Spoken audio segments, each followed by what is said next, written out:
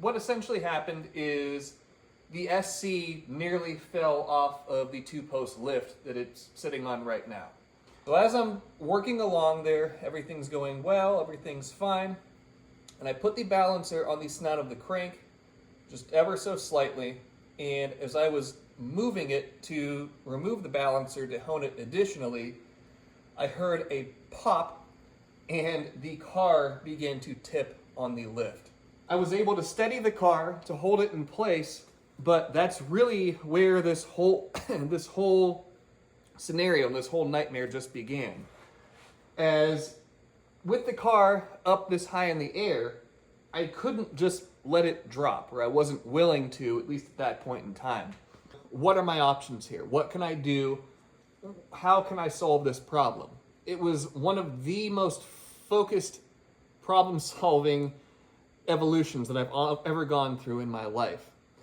And as I said in the previous clip, each time I would move, the car would move, and I really, really did not like that. I finally reached the point, after my grip began to fail, that I realized I had to try to make my way over to this release cable. That was the only way that I could have this come to a desirable conclusion.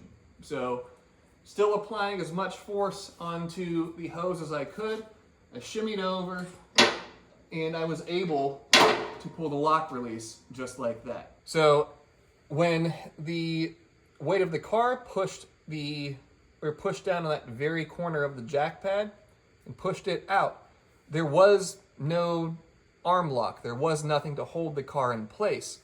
So the lift arm managed to shoot out. There was nothing supporting this back corner of the car, and the way that the weight is distributed through the other three arms is not even. So all four of the lift arms are definitely necessary and definitely serve a purpose in holding this car up. The biggest thing is just to avoid complacency.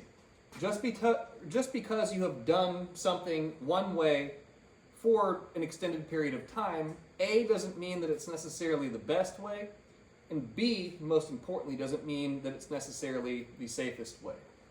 So I could have avoided this whole thing if I had both set the arm locks, and even more so than that, when the weight of the car came off of the lift, if I just double checked where the actual lift pads were located on the bottom of the car, I could have seen that it was not in a good position, and avoided having to go through this whole experience.